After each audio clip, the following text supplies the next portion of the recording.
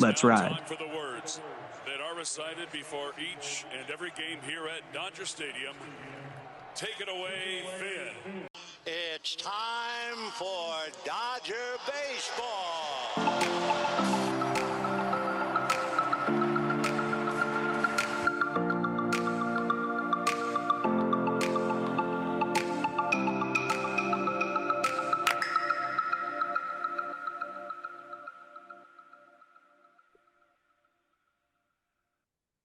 What's up, Dodger fans? Thank you for listening to a March edition of the Incline Dodgers podcast.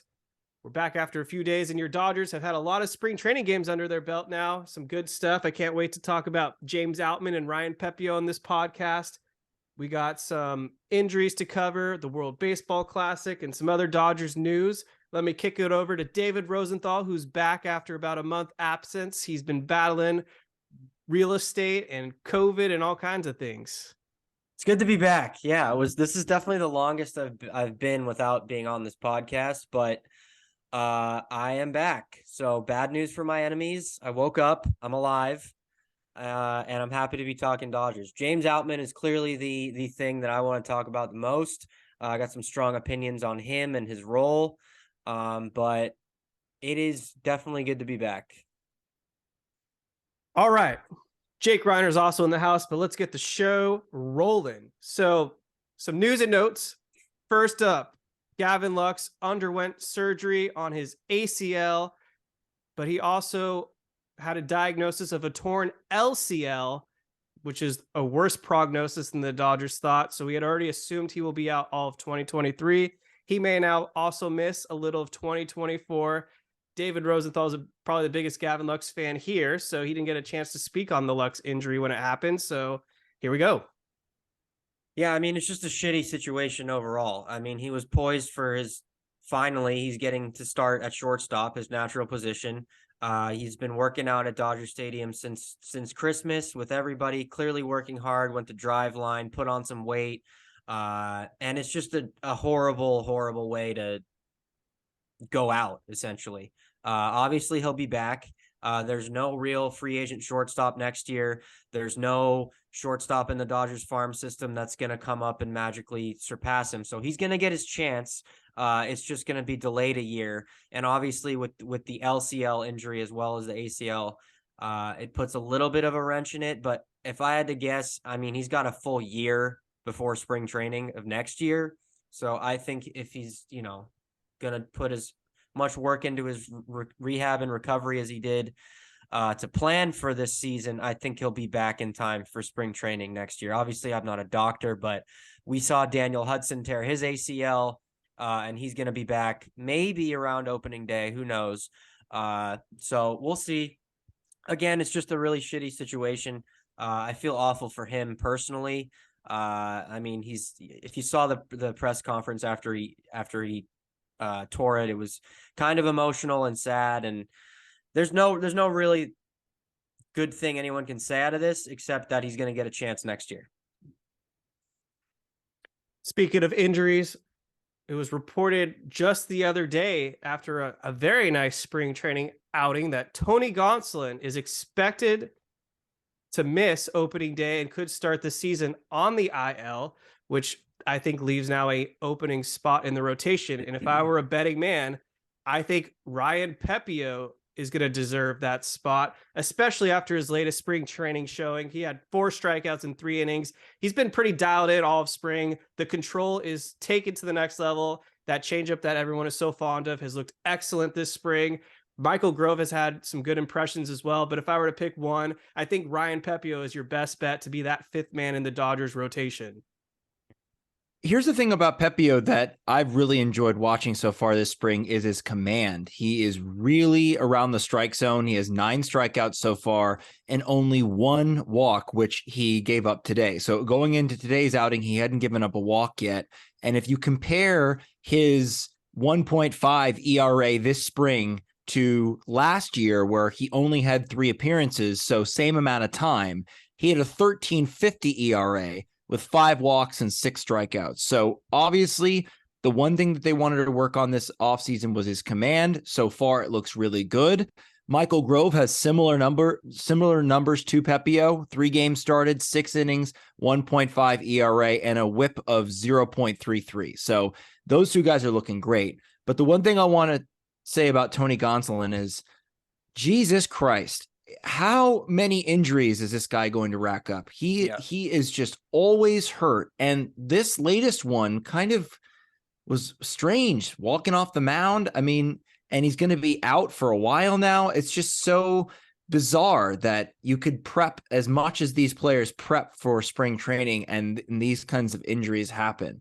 And again, Gavin Lux too, another injury prone player, but for Tony Gonsolin, it has been quite frustrating for him to stay healthy. And and in a rotation that already is thin in terms of guys that are injury prone. Most of the guys in the rotation, minus Julio Urias, is injury prone. That's what this Dodgers team is built for. It's the guys like Pepio and Michael Grove and Bobby Miller and all of those guys waiting in the wings. But yeah, just for him to not be ready this year after what happened in the postseason and kind of the way he went out last season is really disappointing.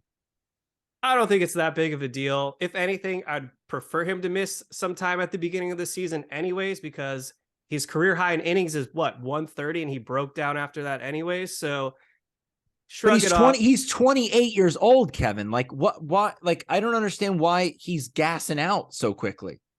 It's not just him though. It's a Major League Baseball issue. And he just happens to be one of many guys who can only go so many innings. That's just back in my day. Yes. Yell at those clouds, Jake. I actually think this Dodgers rotation, assuming we can have at least 4 or 5 guys healthy at any given point, has the depth now with the Pepios, the Michael Groves, and then let's not forget Gavin Stone is definitely going to make a Major League appearance this year. He has looked phenomenal with his changeup as well. And then a guy we have not seen much of, but he will make an impact at some point, is Bobby Miller. So you can plug and chug them wherever. We got the puzzle pieces. All that matters is that these guys are pitching at their best in August and September going into October. Yeah, I agree. And I do think Pepio is going to be the guy to take Gonsolin's place for sure. I think it's only going to be between him and Grove because they have Major League experience already. I don't think they're going to go to Gavin Stone, even if he throws 3 no-hitters starting now in spring training. I think they're going to go with Pepio, way higher ceiling, higher prospect. I think Michael Grove is going to be kind of the Mitch White this year when there's an injury or they need someone in a spot start. I think that'll be him. I think Pepio is going to get a real chance. And who knows, if he pitches well, he may not give that rotation spot back. I mean, if he's lights out, I don't see how you can just send him back down. I mean, the Dodgers are not going to be the division favorites this year. They're not going to be what we're used to in the NL West. I mean, the Padres are clearly the favorites in this division. And if you got a guy who's not supposed to have a rotation spot, but is pitching like he deserves one, you have to keep him in there. And what that looks like when Gonsolin returns, I don't know. You can go to a 6-man rotation. I don't know what you're going to do, but if he's pitching his ass off, you can't be sending him down. You're going to be in a dogfight for this division the entire year, and every game is going to matter. This is not going to be what we're used to in terms of this division race. Yep, that's a really good point. You mentioned Daniel Hudson, another guy that's just starting to face hitters in simulated games. Also doubtful for opening day, but shouldn't miss too much time. And then Yency Almonte, who I was actually surprised he's been MIA. I don't know what he's dealing with, but he's finally facing hitters as well. A guy that was injured to kick off spring, but finally has been cleared to swing a bat is Miguel Vargas. We got the impressions with the glove. In his first at bat, got a double off the wall. So this is a guy that's kind of a key to the success for the Dodgers this upcoming season. So finally cleared with the fracture in his pinky, swinging the bat, like what I see out of Miguel Vargas. It looks like he really took that time when he was not able to swing to heart, because he talked about how he was able to see pitches differently. And when you know you're not going to swing, you can really study the timing and all of that. So I'm not suggesting that this should be a a practice going forward. But when you got a guy that can't swing the bat and you need to get him looks in spring, especially at second base, what's one way to do it. Before today, he was 0 for 8 with 4 walks, which is kind of remarkable. The fact that the other team knew he wasn't going to swing, just throw 3 lobs down the middle and you're done. So that was a bit weird. Yeah, exactly. And he struck out 8 times, obviously looking. So today, for him to step up to the plate, first at bat, and this wasn't a cheapie. This was almost a home run. He crushed this ball to deep left center field. It hopped over the fence for a ground rule double. He was 1 for 3 today. I am really excited for Miguel Vargas. It seems like he's really taken to JD Martinez. He talked about it in his in-game interview today that JD Martinez has been helping him learn English. He's really values the relationship with him, and they were working out together in the offseason. And I just love hearing that from a guy like JD Martinez. Yeah, the thing I want to say about him is he looks phenomenal at second base. I was kind of concerned about the defense going into this because he never really played second base. He looks really fucking good at second base defensively. Very smooth. Yeah, I mean, props to him. Clearly, he's been working at it in the offseason. So he's definitely earned his spot on this team and a full runway of at bats and starts. Absolutely. Great question coming from a lifelong listener and friend of the show, to Roscoe94. With Gavin Lux out for the year, which player has the greatest chance of making the opening day roster? I'll start. I've been hearing mixed things. Some people say he needs to start in AAA to get regular at bats. I don't think so. My guy is James Outman, who's batting over 400 this spring with a home run and 4 RBIs.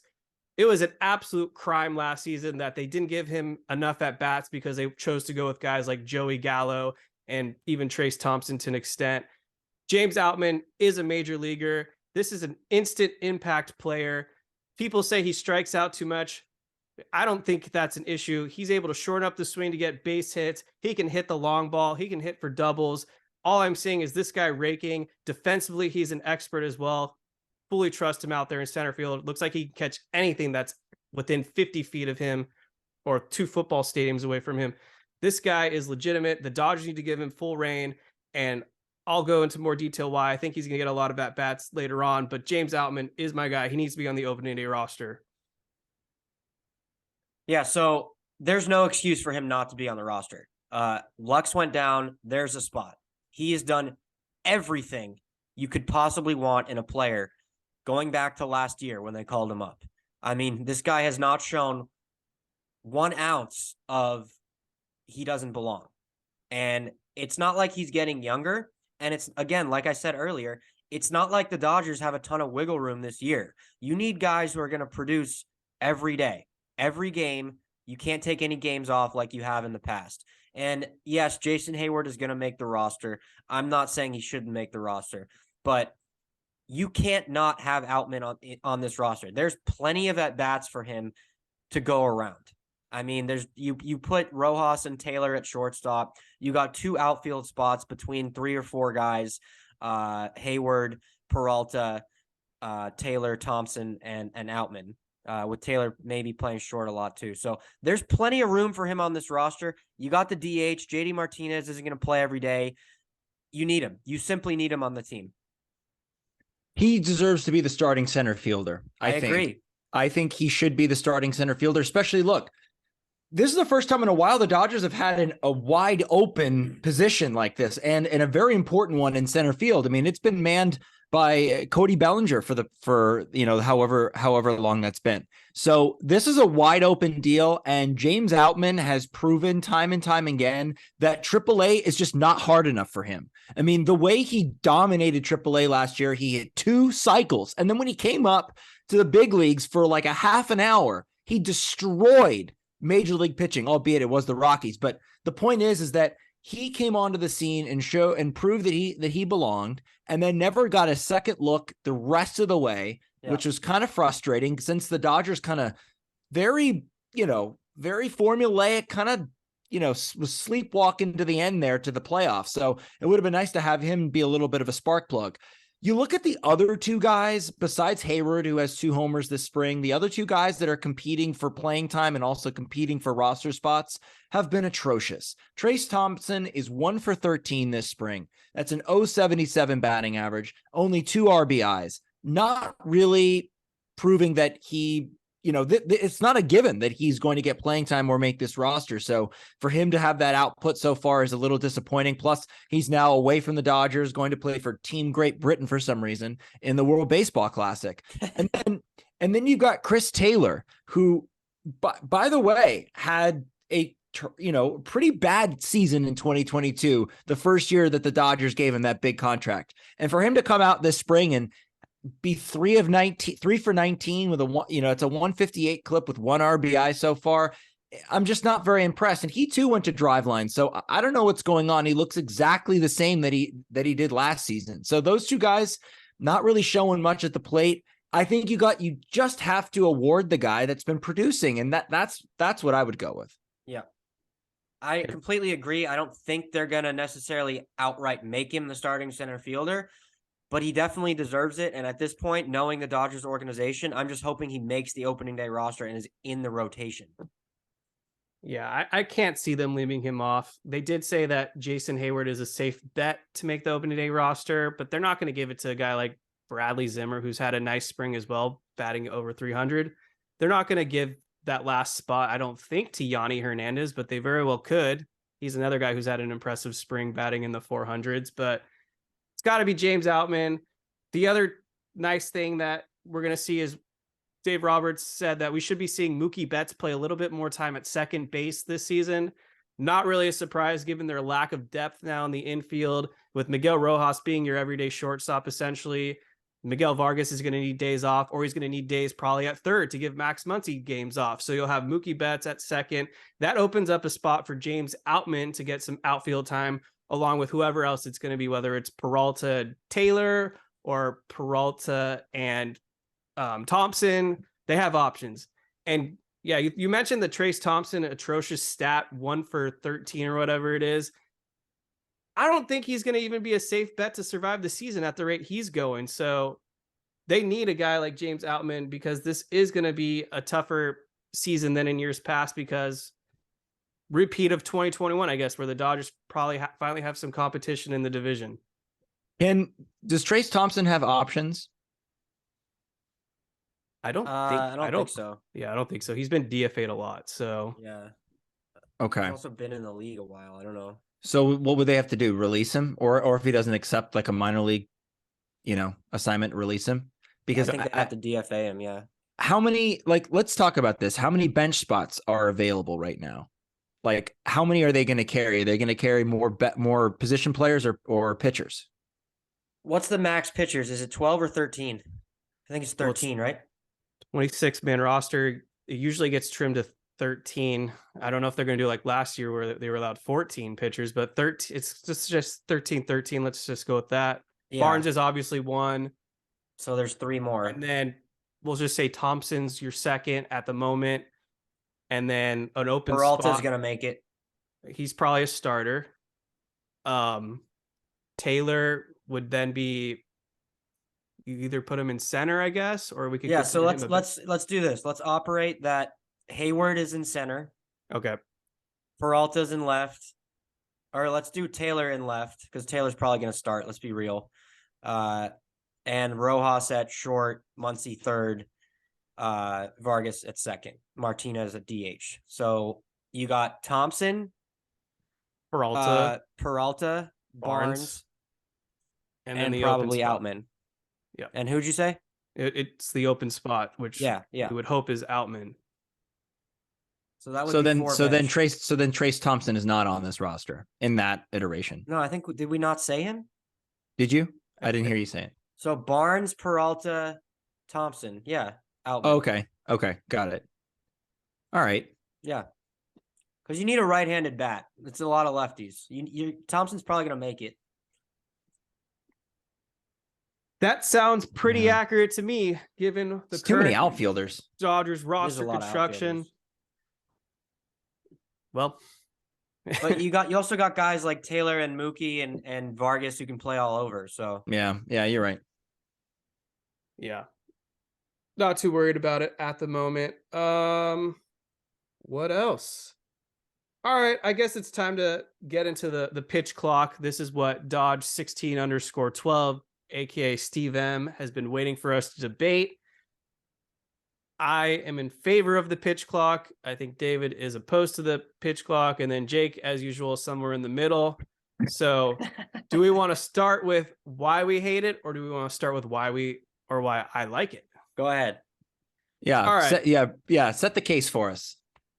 All right.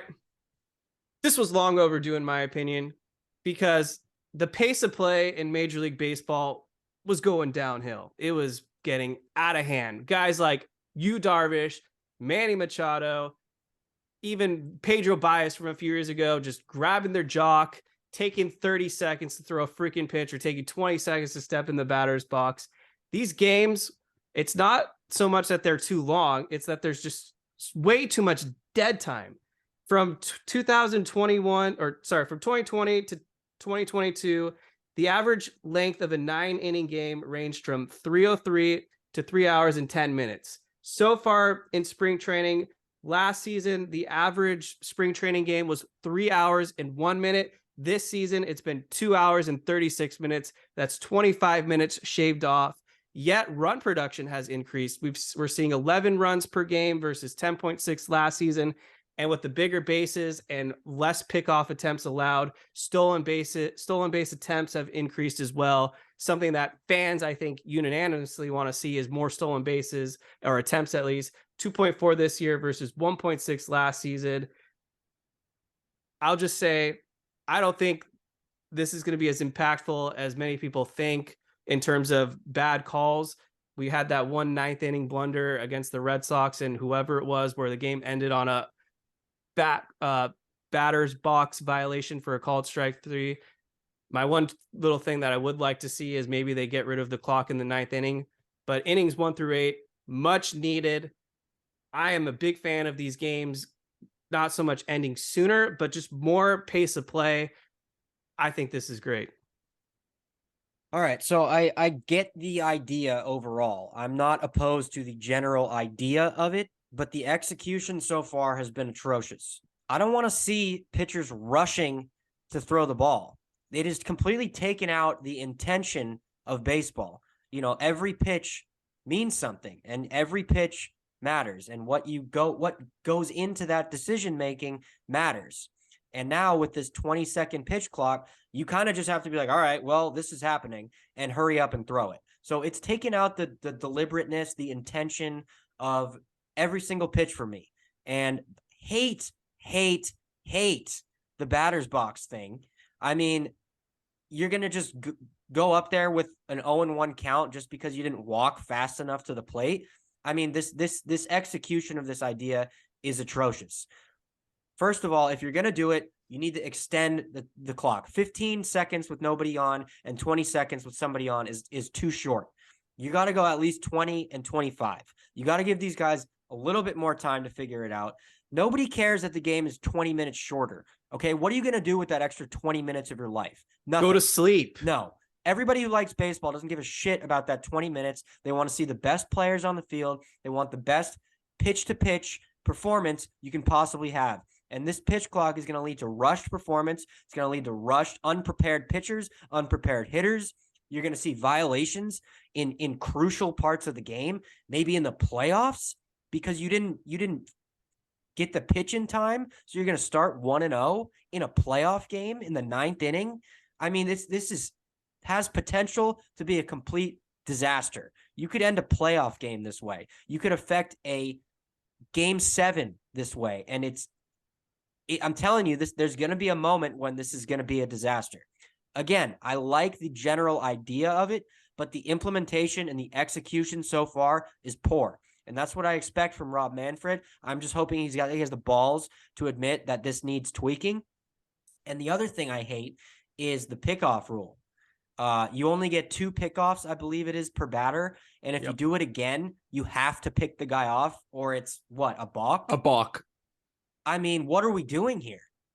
What the hell is that rule? I don't know. It's Increases stolen base attempts. why are we doing this? Why 'Cause are we appeasing the people who fans- don't even like baseball? Fans like stolen bases. What? No, fans like well executed baseball. They don't like, oh, someone picked over twice and now there's an automatic man on second base. No, it's not ruining baseball, but we're on a slippery slope of what the hell are we doing here? You say it's poor execution, but where's the stat to back that up? Because so far they did a year of that in the minors at AAA. I think they had an average of 2 violations per game, and that's kind of been the trend. Too many. Why? There's violations in all sports, even For initially that? in baseball. So it's you're saying in the NBA, someone should get a violation if they don't go to the free throw line quick enough, essentially? that is a violation. That is a violation. When does that ever happen? I've never seen that Giannis, ever called. look up Giannis Antetokounmpo. That happens to him all the time. He takes forever to shoot a free throw. I've never seen them call a violation on him. They have. And what's the penalty? Missed free throw, essentially? Yeah. Yep. All right. Well, I've never seen that happen. Okay, let me break the tie here a little bit. So I hear what both of you are saying, and I'm inclined to lean towards Kevin's point of view because I too enjoy shorter games. It does move it along a lot quicker, and these spring training games are going really quick. I mean, some are 2 hours and 15 minutes, 2 hours and 20 minutes. I mean, it is really nice, and I get it. In principle, it is a good thing, but here's the part of the pitch clock that I absolutely hate, and I don't think it's necessary. I think it's stupid to have the batter be required to be ready with 8 seconds to go, meaning not only do you have to be in the box, but you have to be ready to hit with 8 seconds left. Why are we doing this? If you're not ready to hit and you're in the box, even before the pitch clock, that meant the pitcher could pitch the ball. Yeah. You didn't have to be ready. So if you're not ready, if you're not ready to hit, sorry, pal, but that's on you. You should not be. That should not be a violation. The violation should be: are you in the box? Get in the box, and if you're in the box and you're doing whatever, the pitcher can throw the ball whenever he wants to. So I don't understand that rule. But here's what I do know: I think that you're going to see some of these really crucial moments during the beginning parts of the year where it'll be really frustrating, and you might have games end on this stuff, which is really, really unfortunate to end a game like that. However, I truly believe that they will figure it out. They have 162 games to figure this out. They will get into some sort of rhythm. They're working out the kinks right now in spring training. So I don't foresee it being that big of an issue in the postseason. Now, that the postseason is a different animal. It brings that type of pressure, and how unbelievably horrendous it would be, like David said, to be in a situation where you're already down a strike and you have 2 outs and there are runners in scoring position and the game is on the line and you're already behind in the count. That's going to suck. So that part I'm worried about, but so far I'm okay with it. I just think they got to get rid of that 8-second rule because it makes no sense. I just hope they have the balls to be able to amend this at some point. I hope they don't just do this and be like, this is what's happening forever. I hope they're willing to at least be malleable with their restrictions and be like, okay, this is working. This isn't really working so much. Let's tweak this a little bit. I hope they actually do that. And it's more of a living document, if you will, of this system. I think it should be completely removed for the playoffs, in my opinion. I agree. And I also hope that they have the balls to do a mid-season adjustment like they did with the spider tack and the sticky stuff. That was in the middle of the season that they put that rule in place. So we know that they can change the way it is in the middle of a season if they want to. This one might not happen because I think the players union has to agree to this type of drastic of a rule change, but like you said, they could easily adjust this for the following season. We don't even know yet, like what the postseason rules are. I don't think they have been finalized with this current format. I just think that us as Dodgers fans, we are so shell-shocked for things to not go our way that this is one more thing that could go against us in the playoffs, and it's not going to be on Dave Roberts. Well, that's the scary part. playoffs, the stadiums are 10 times louder in the regular season. You're in the 9th inning, you got a tie game, you're on the road, your pitcher's pitching, and he can't hear, he's doing the pitch comm system and he can't hear anything.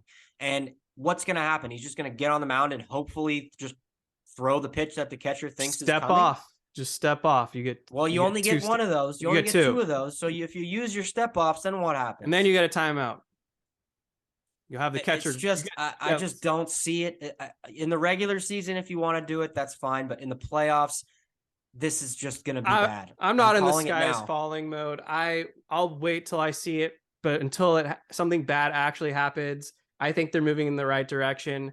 And I mean, when the modern era of baseball started through 1985, you know how long the average game was in 9 innings? 2 hours and 30 minutes. Then during kind of the beginning of the steroid era through 2011, how long were games? 2 hours and 50 minutes. So what's going on with these millennials taking their too freaking long damn time to get into the box, or taking, in some cases, like Pedro Baez, 2 minutes to throw one single pitch? We have 2 videos now where Jose Altuve had like 8 inside the park home runs before that was Pedro in the Baez. World Series, though, right? No, Pedro Baez, that was against the Cubs in the NLCS. Okay, so it was in the playoffs. So he had intention behind every minutes. pitch.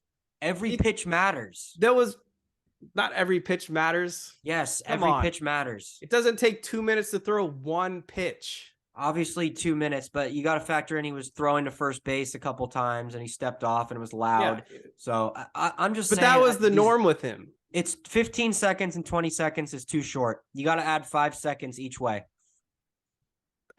They can adjust the time, but the principle of having a pitch clock was much needed. I said I agree with the general principle. It's just the implementation and the execution of the rules is poor so far.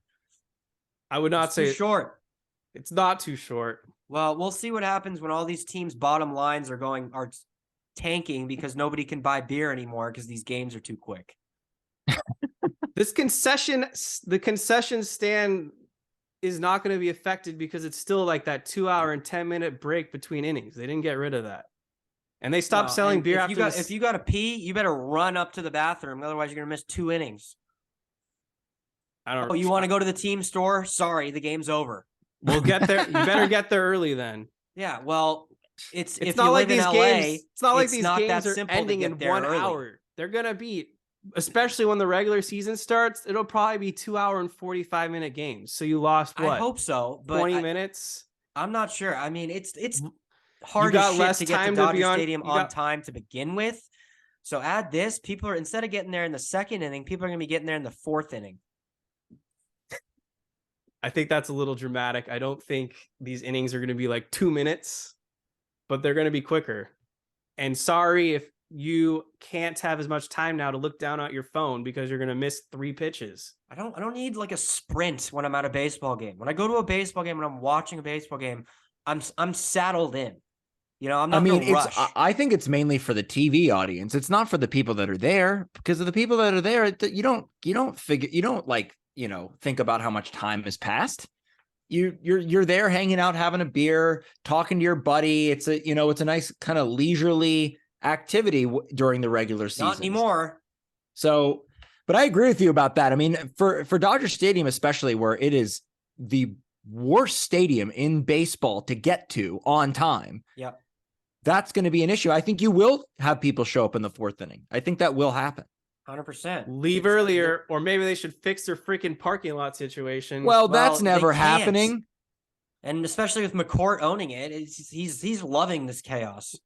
That sick son of a bitch. Add more lanes. Add more. And most roads. people can't get off work early enough to leave Exactly. as comfortable as they want to. Exactly. And it's yeah. far. It's hard to get to. Not everyone lives right next to the stadium. You leave it, you get off work at 5, you're fucked traffic-wise. Oh, well. Everyone will have to adjust. What do you adjust? How do you adjust that? Take a Leave early. helicopter? It is better for the TV audience, not so much for the audience that is there. Not better for me. I don't think Dodgers are going to take a revenue hit. I'll just leave it at that. I think every team will take a revenue hit. I think every team's going to get more revenue because people are going to be like, awesome, I can get home by 9:30 now. Well, the TV ratings might go up. Yeah. I don't know. You want to hear a crazy stat I heard? Yes. So the University of Michigan football team in 8 home games last year had more fans than the Oakland A's did at all of their home games last season. Combined? Yes. Wow. Obviously, I'm not the surprised. seating discrepancy is different, but 8 games compared to 81, I guess. It's insane. Yeah. And they'll probably get that same attendance this year.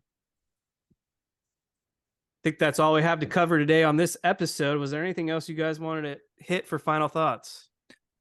Yes, Clayton Kershaw will make his spring training debut on Friday.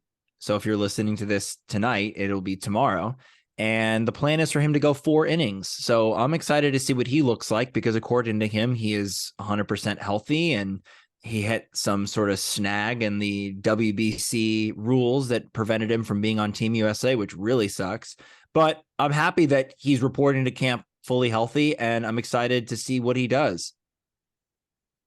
Yeah, that's the only thing I care about. As long as he's healthy, I don't care if he gives up 10 runs. Just be healthy. Also, how about that John Heyman tweet about Miguel Vargas? Oh my God. That was so infuriating because How do you it was not know what he's doing? yeah. You're a national baseball reporter. How do you not know that he's not cleared to swing? And how are you bothered even if you did know that, which I don't think he did, how are you bothered by him getting like the timing right in spring training? Like you're some like cactus league, like purist. What are I you get doing? it. I would get it if he tweeted something about that after the first game, right? But it had been going on for Yeah. 4 or 5 games at this point. It's like it's widely known why he's not swinging the bat. It's not so bad, dude. He tried to take like a swipe at like, oh, the Dodgers are smarter than everyone else. No, you idiot. It was just a weird thing to like. He's not had the know. worst offseason of any He reporter. really has, and it he has. continues. Thank you guys so Stacking. much for listening to this week's episode of the Incline Dodgers podcast. You can catch me at spring training starting tomorrow, Friday through Monday. I'll also be at the WBC. What about you, Jake? I will be there too. I'll be there for a full week starting Saturday. So come find us, say hello. We'll be watching some Dodgers and Team USA. And on that note, maybe we'll have another spring training episode coming up soon. So thank you guys so much for listening to the Incline Dodgers podcast, and make sure to subscribe and give us a 5-star rating. That's all we got this week, folks. Have a good week.